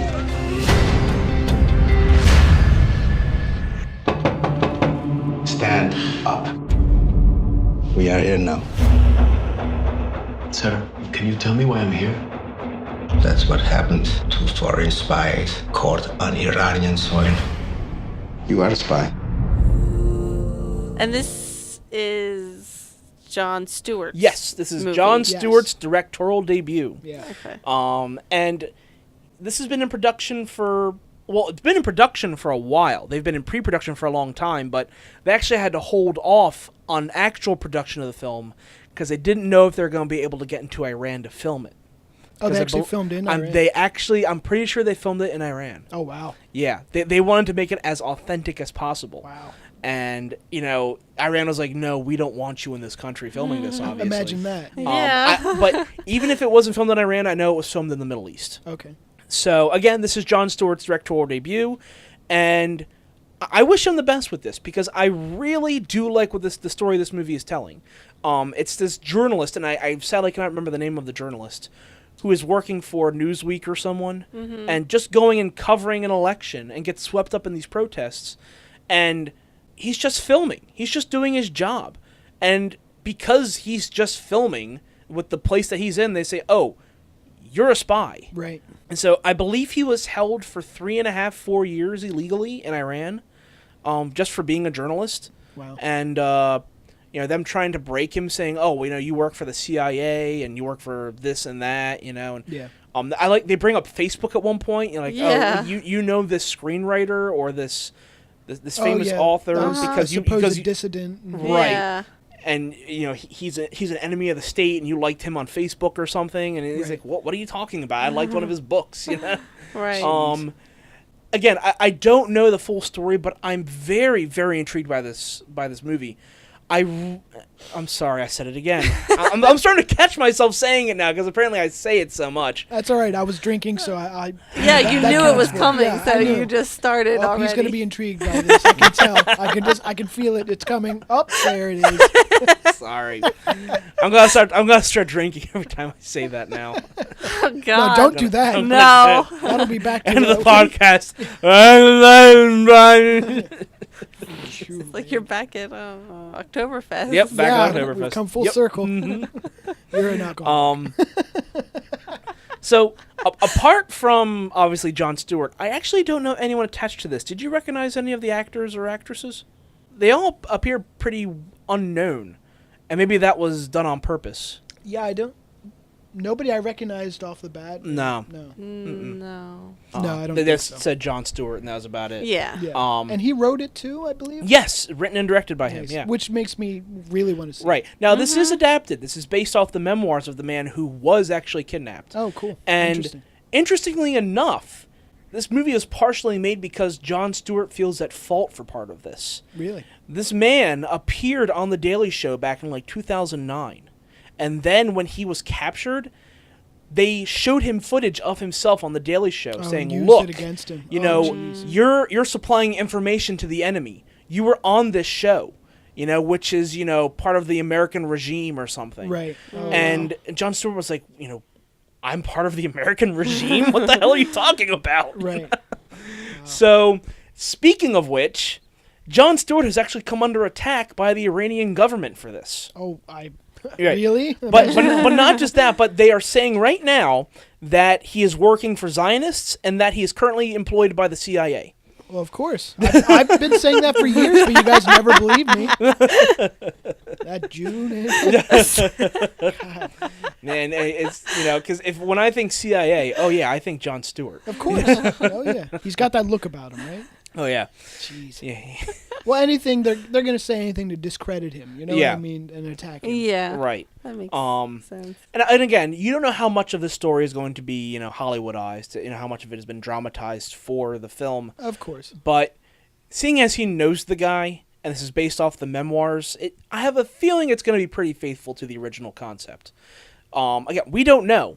And maybe taking a liberty here or there with the story, Of course. just to make it a little more dramatic. But I mean, that's storytelling, right? Right. You have It to is. embellish some points or leave out other things to make it a better story. Right, and to have it flow correctly. Exactly. Absolutely. Right. And we don't know what this, but this is something that I can almost guarantee is going to be mentioned at Oscar time, and it's going to be very heavily criticized for it because But of you're the not director. going to call it Oscar bait? No. I think I think it is Oscar bait, Oh. but but if it's nominated, it's not going to be nominated by its merit. It's going to be nominated because of who is directing it. Because it's Jon Stewart and because he is so left and so liberal, if the Academy even recognizes it, they're going to say, "Oh, you're leaning left." But people have been saying that for years, that the Academy is political. That was a famous Robin Williams quote, Right. He's like, "You're telling me the Academy is political? Oh, fuck off." He's like, "Shh, shh, there's a gay mafia. Shh." Jeez. But anyway, I'm sorry, way off topic. I was going to say, come back to us. Come back. Focus. But I hope this does well because I would love to see what Jon Stewart has to bring to film now because he's already brought a lot to television. And as far as his film career, he's only been in a couple of movies. He was in Big Daddy. He was in something else before that, a couple other films, and since The Daily Show took off, he hasn't really been in anything else. Right. But when he was in movies, I liked him. I thought he was quite charming. I thought it was fun. But and it's now been 10 or 11 years since he's been in his last film. So, now that he's on the directorial side, I hope he does well. I hope this is a success, and I think it was shot pretty cheap, only for about $5 or $6 million. So even if it doesn't do that well, they're not losing that much on it. Right. So Now, besides Daily Show stuff, does he have any other writing credits? possibly, I'm not entirely sure. That's a good question. We'll have to Because look that up I'm not later. familiar with anything else besides No. The Daily Show. You mean like writing for other forms of Yeah, like a media or screenplay- like okay. Well, because I know he's done books. Yeah. But I meant like screenplays. Okay, that's what I or- thought you yeah, meant. Right. Okay. I actually have the fake textbook that he wrote. Did you ever read that? No. Oh, that's fantastic. It's just called America, and it's written yeah. like a U.S. history book about detailing what America is. Oh, cool. And it is hilarious. You'll have to It is show me that. really, really funny. And there's a sequel to that by Stephen Colbert called Earth, which is talking about, how, it's basically the conservative view of how we see the rest of the planet. Oh, okay. Nice. And both of them are very funny. Jesus, riding T-Rexes and Right. all that fun Yeah, stuff. that kind of stuff. Cool. Love that story. So we're going to get into our final trailer for the night, which is Amityville, The Awakening. There are no documented cases of anyone with James's injuries ever recovering. Something's not right in here. I keep seeing things, hearing things. It's not you. It's the house. In 1974, the owner of this house murdered his whole family. He said voices told him to do it. So, Goddess of Gore, give us your insight into Amityville. Now, let me say, have you seen the first Amityville? Yes, I've seen both. The original and the remake? Yes. Okay. Any of the sequels? No. There's been a ton of sequels. I don't blame you. That's okay. There's been... Amityville's branded all sorts of I movies. know. Yeah. There's been a couple official sequels and then some unofficial sequels. Just Right. people branding the name Amityville on stuff. Crazy people in an old crazy house. Let's call it Amityville. Right. Yeah. And that actually brings me up to one of my first points. This movie has had 3 titles in the last year. 3. They don't know what they want to call it. It was first called Amityville: The Lost Tapes, and then it was just called Amityville. Okay. And now it's being called Amityville: The Awakening. Right. Because initially, this movie was going to be found footage.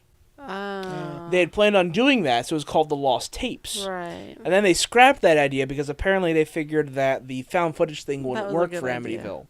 Not to do that. Right, because everyone's, there's now becoming a pretty common backlash to the Amityville genre, or not. Sorry, let me mean rephrase the that. found Genre? footage. It's worse than I thought. There's becoming backlash to the found footage genre. Yes, Sorry, yes.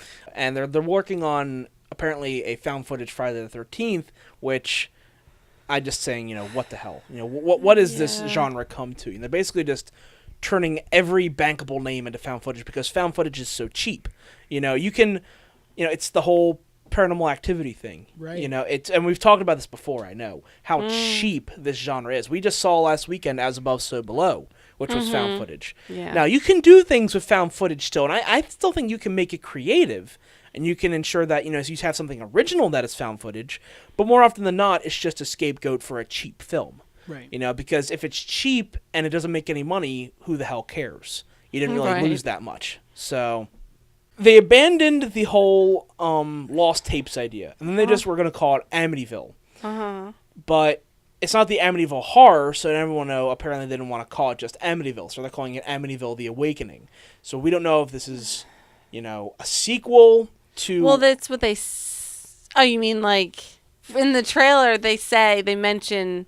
Oh, there was a family here in the 70s that the dad killed everyone. Right. Now, that story always preludes every Amityville story. They always bring up the dad who shot and killed a family inside the house. That's always the start. Right, but the 70s was the movie.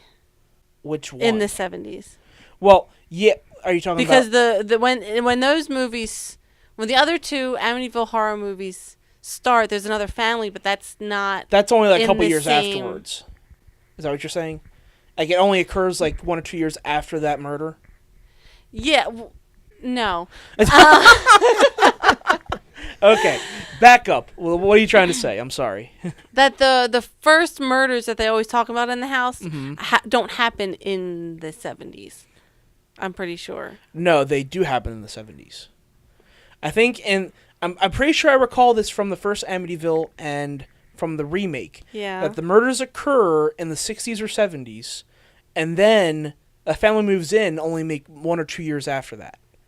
And then the shit I thought it was happening. A little bit longer. No, I don't think so. I could be wrong. Our fans will correct us, but... Yeah, I don't know. No. I'm not that familiar with it. Anyway. So this apparently is taking place in modern times. Is what it looks like. Did you have something else to say about it? No, go ahead. Continue. Oh, I'll bring it up later whenever you pause and you let me talk again. No, go ahead now. Tell me. I don't mean to cut you off. Tell me. Well, first you started off, you asked me what my thoughts on it were, and then you just kept talking. Aw, I'm sorry. He can't help himself. He got excited. Oh, but I want to say something right now. I failed. Allow me to commit seppuku. Oh my. That's a little harsh. Yeah, it's a little extreme and messy. Yeah. I don't have to clean up the mess. I don't care. Wow. That's dark. Sorry. Continue. It seemed like it was trying to be more like Haunting in Connecticut. Yes. And not really Amityville. And like the only thing...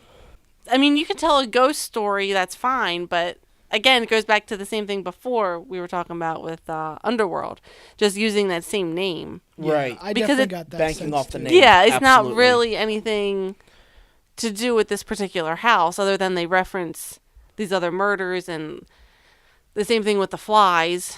Right. But other than that, there's nothing... Oh, and the... kill them, catch them, and kill them. Yeah, that seems like they just throw that in. Right. Just like last minute, like, right. oh, let's put that because we gotta reference it. Right. Yeah, since we have the Amityville name, we need to do these 3 things. Right. Yeah, exactly. For 2 minutes out of the entire film, and then just whatever else we want to do. For right. The rest. Right. Yeah. Now you had mentioned Haunting in Connecticut. Yes. Was it that movie? Or Insidious, where there was like the boy who's always comatose and then becomes possessed. Because I was reminded of something else while watching this. In Haunting in Connecticut, he wasn't comatose. He was sick. But they had to move there to get him care. Yes. Right. So very reminiscent of that. And then Yes. also like Insidious, where they had a boy who was basically in a coma the whole time, but then kept moving and acting out creepily. despite the fact that he was in a coma. Yeah, he was in that. I forget what they call it. The spirit other world. Yeah, the other world. Yeah, that the dad had to go into. As Paul calls it, the Phantom Zone. Yeah. Oh, good. Poltergeist. Yeah. Pretty much. Yeah, that's what it was. Wow. So, this is almost like a combination of the two. They moved to this place to get this kid some proper care, because apparently Amityville has the best care in America, always. All of a sudden. Shit starts going weird, and this kid starts opening his eyes and being a creeper, and he can now communicate and say, kill me on the screen or something. He might have always been able to communicate that way. I don't know. It wasn't explained in the trailer. Right. Yeah. But he definitely couldn't have opened his eyes and moved before he got to this house. Right. That's what they're implying. Right. I don't know what it is, but this lead actress, this young girl, I already hate her. She used to be on the Disney Channel. Did she? Yes. Well, I already hate her. I don't.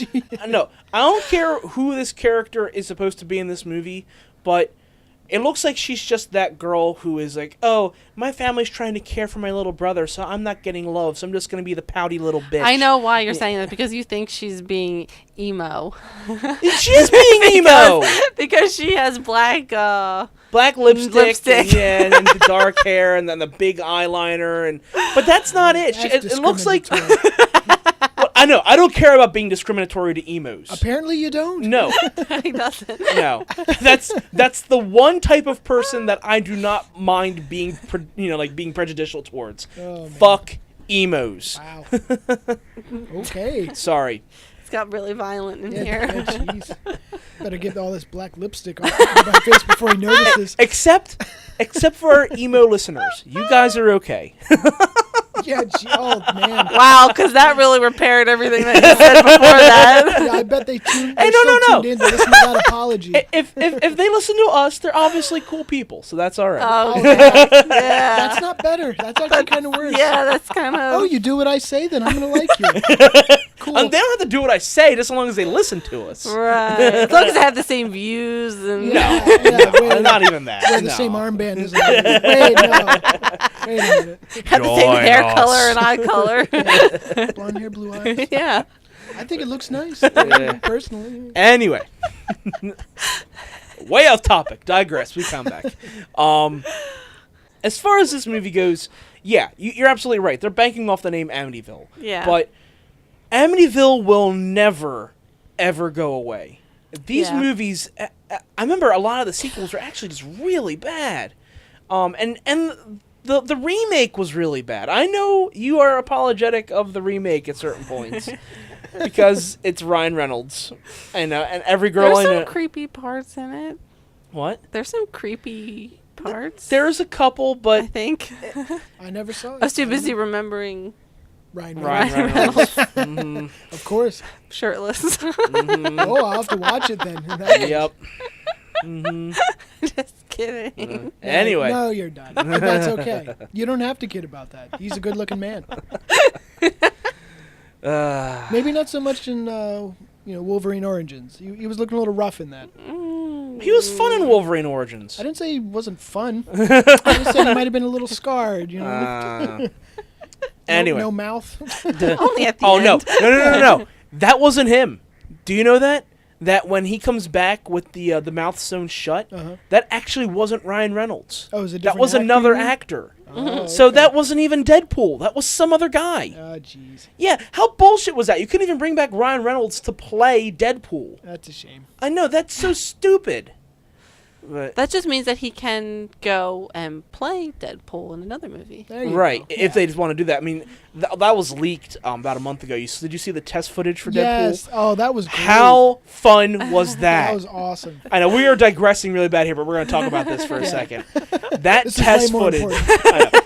No, that test footage was so much fun. Oh, I was like, how could Fox skip on this? Right.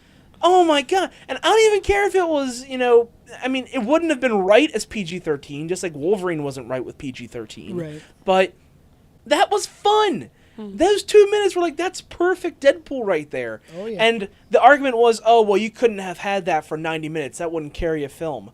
Bullshit. You could have made it work. Yeah, worse films have been created. Exactly. Right. You could have figured something out. And that animation was great. Yeah. That wasn't live action. That was all animation. Yeah. I don't know what studio had picked that up, but, kudos to you for that animation. That looked great. Yeah. Oh, man. And Ryan Reynolds would have fit that part perfectly. And that was the one thing in X-Men Origins I was like, yeah, you got that casting down perfect. And then you ruined it by sewing his mouth shut. Yeah. The one thing. He's the merc with the mouth. And then they sewed the mouth shut. Yeah. Right. What? Make any sense? What the actual fuck, Yeah. right? But anyway. We know it's making you all butt hurt, but... Right. Moving on. We digress. Going back to Amityville. Like we were saying, yes, they're heavily banking off this name. And this series is never going to die. It's going to keep getting rehashed, just like the name Friday the 13th or Nightmare on Elm Street or Halloween. Yep. Someone's going to keep picking up this name. They'll different probably redo it again since what the heck was the name of that movie? I think it begins with a C. And the doll. Yeah, The Conjuring. Okay. The Conjuring kind of led into it, so they might redo Amityville again, and had more focus on the hell are their names? The Warrens. Right. Did you see The Conjuring? No. Okay. Well, one of the lead couple in that, which are like these paranormal investigators, so some of the first of their kind, were called the Warrens, and they're some of the first people to investigate the Amityville house. I would say they were actually they're real people that were involved with that investigation. Right. Now, it's been brought up now, many years later, that a lot of the stuff that happened in Amityville wasn't actually there. In fact, the Warrens exposed a lot of the stuff there and said, yeah, a lot of this stuff is bogus. Right. Was there a murder? Yeah, but a lot of this haunting stuff just seems to be, a lot of it is made up by the people who are delusional. Delusional, right. Yeah. They did too much acid. Right. Now... That'll do it. Now, if there was a sequel to The Conjuring where they go and visit Amityville... Right, that's what I'm saying. Yeah, and I might be intrigued by that, so long as it's not called Amityville. I don't know if they'd have to call it that or not. Call it either The Conjuring 2 or call it The Warrens, or I don't know. Just don't call it Amityville. Well, I mean, they have, like, the prequel with Annabelle, so I don't think they're going to call it Conjuring 2. No. They're not calling this the prequel to Conjuring. Right. The pre-Conjuring. Pre-Conjuring. Yeah, the setup. Jeez. Well, anyway, do we have anything else to say about Amityville? I mean, I'm just kind of, I'm done with this franchise. I really don't care about Amityville anymore. Every scary. Go ahead. It's just irritating when they just keep putting the name on things. Right. Not just with this name, every name. Right. Like, just, okay, it's a new story, so just make up a new title. Right. Make up a new house. Why is that so difficult? Because they just have to bank off that nostalgia. I know. It's annoying. It's very annoying. It's very frustrating, but it's just the recognizability. They're going to make another $5 or $6 million just from the name. Well, I hate that everyone's so stupid. Agreed. You're here. Exactly. So, what? I'm sorry. One thing I did want to bring up. The Amityville movie comes out in January. Did you see that? No. Yes. It's coming out in January. So I'm like, this is going to blow because it's like the middle of like January. That's a great point that you brought that up because that is the dumping ground of the year. Yeah. It's usually around late August or the middle of January, early February. Mm-hmm. That is the time where you say, okay, if you have faith in your screenplay, good. If you don't, release it in January because no one goes to the movies in January. Wow. It is the dead zone of the year until you hit the chick flick February crowd, and then it might improve a little bit. But yeah, if you want to say we don't have any faith in our film, put it in that time of year. So that's a great observation. Yeah. Thank you for bringing that up. You're welcome. I'm surprised I didn't notice that. So good job. Unless I made it up, in which case I apologize. That sounds right. It's a setup. You would think something like this would come out, maybe like a month's time. Yeah, that's what I thought it'd be like. But that's few for weeks. That's for good horror Good, yeah. fans, you know? Because once or twice a year now, we'll get a horror film released in January. This past year, it was Paranormal Activity: The Marked Ones came out in January. And that was just because, we want to release a horror film at this time of year because we have no faith in our product. You know? But you know what? They made that film for dirt cheap, so they didn't lose any money on it, so no one really cared. And Devil's Due wasn't too long after that, Devil's Due was in January. Yeah. Again, terrible movie. And also a found footage movie. And also a found footage film, right. Cheap. God, it almost seems like, wow, they don't care. Yeah, folks, don't see movies in January. Just skip that month. Pretend it doesn't exist for movies.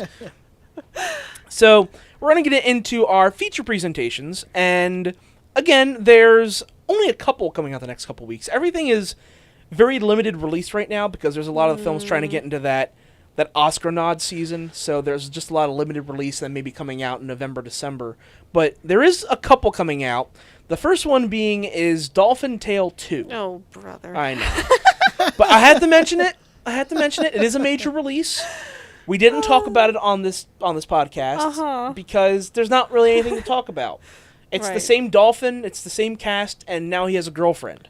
That's Is it the same dolphin? I'm pretty sure it's the same dolphin. Oh, I don't even know. I have no idea what you guys are talking well, about. Well, do you know what the premise of the first film was? You should consider yourself lucky. Yeah. I've been living under this rock. Please enlighten me to this dolphin and its tail. Did you know what the first movie was? No idea. I assume it was about a dolphin. That's all I got. It was Morgan Freeman and a couple. I forget the rest of the cast, but it was about this dolphin found on a beach or stranded somewhere that had lost its tail in an accident. Ooh. And so they take it to some recovery preserve to try and nurse it back. But it can't swim. It has to be helped around. Yeah. But some engineers from a local university build this artificial tail that'll basically grow with it. Okay. And so long as this dolphin learns to operate the tail correctly, it will have full motion. Huh. It may not be able to be released back into the wild, but at least can survive on its own now. Right. So they end up building this tail, and it ends up being able to move around perfectly, and it's a great comeback story for this dolphin. Yeah. I think it's great. Well, now they're making a sequel to it. Did the first movie come out when you were at the movie theater? I think so. Did you see it? No. Oh. This is all right. I remember I might have seen a couple clips, but I know I didn't see this. Okay, continue. Now the sequel's coming out, and I don't know if this dolphin's getting a girlfriend that's also injured, or it's just like, oh, let's just give the dolphin a girlfriend. I would say something like, oh, it has to have a friend, or else it doesn't. I don't know. It doesn't behave right. I have no idea. Well, yeah, they need socializing. Right. Yeah. But, it seemed like it was perfectly fine in the first one without socializing. I don't know. Whatever. I don't know, but very strange. It just seems like who was asking for this? Right. Who was demanding another dolphin tail movie? Was the first dolphin tail, and why is it now another one? Because Morgan Freeman needs a paycheck, apparently. Jeez. So there's only one other on our list, and this is one I hadn't even heard of, but it's getting a major release, which is called No Good Deed. Have you heard of this? What's it about? Will, have you heard of this? No. And I'm going to talk about this because it speaks volumes. It's Idris Elba, and I forget the other actress's name, but it's about a woman with 2 kids who are home one night, and then a mysterious stranger comes to the door, basically breaks in and kidnaps her and her 2 kids and holds them hostage for the night. Again, that's just the basic summary of what I looked up online. Because I have not seen one trailer, one TV spot for this film yet. No. And the whole movie's about this one night? Yeah. Huh. And it's being released, next week. Interesting. And there has not been one trailer, one preview, nothing. Now, I bring this up because this film has been made 4 years ago. Huh. Wow. Production started. Let me see if I can look this up. Production started in April of 2012. Okay, so it's not 4 years, but it was. It's been a while. The film was due to be released. Let's see here. It was due to be released in October of 2013, and then Screen Gems announced, "Oh, now we're pushing it to January of this past year, 2014." Yeah. So again, January, dumping ground. You have no faith in your movie. But apparently it was so bad they pushed it back even further. So then they pushed it back until April of this past year, or this past April, and then they pushed it back to this September. So now it just keeps being pushed back and pushed back. And Is it actually going to come out next week? Yeah, or they it just might. push We it don't back? know. It might get pushed back again. But it's been pushed back almost a full year now. So it was shot almost 2 years ago and been pushed back a full year. So even the dumping ground of January wasn't good enough for this movie.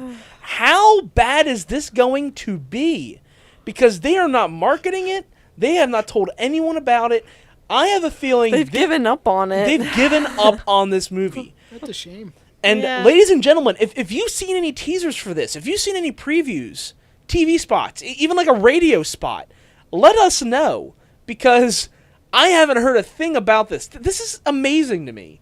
How you can have an actor like Idris Elba, who even just by his name, you can get some people to go in and see it, no matter what kind of film it is. I mean, you just saying his name made me interested in it. Right. I like to see I him like play. Idris Elba, yeah. But something has happened with this movie. And I don't know what has happened, but just the mystery behind it has me intrigued. You have to go see it. What's so wrong with it? What is so wrong with your movie? Is this like one of the worst of 2014? What have you made? You know? Unless it's like The Room, there's no excuse. But what scared me when I first saw the poster, you know what it reminded me of? Obsessed. Do you remember Obsessed? Was that with that was with Amanda Idris Elba? Seyfried, or no? No, that was with Idris Elba and Beyonce. No, what was that? Ali Larder. Yeah. I think that's her name. Yeah. And it was basically a terrible version of Fatal Attraction. Oh, okay. It's almost like they said, you know what? Let's take every good aspect of Fatal Attraction and fuck it up. And then put Idris Elba in there. You know, and then Beyonce trying to be a powerful woman, but really she's just annoying. Okay. But, yeah, the poster reminded me of that. And I didn't know that has nothing to do with the same tone of Obsessed, but it just like, okay, this has the potential to be a real shit fest. So, ladies and gentlemen, sounds like a winner. I know. Ding, ding, ding. Folks, if you hear anything about this, let us know in the comments because I'm very intrigued by this. This could be, you know, a film of epic proportions at how bad it is. So, we'll wait and see with this one. So, that's all we have for tonight. I want to thank our new guest, the Dystopian, for showing up. Thanks for having having Always good me. for having you. We're going to have to figure out how we're going to spell that. That's all right. I'll show you later. Okay. I'll spell it out for you. Okay. Sound it out. Yeah. Use your letters. Use your words. Damn it! And I want to thank the goddess of gore for coming by.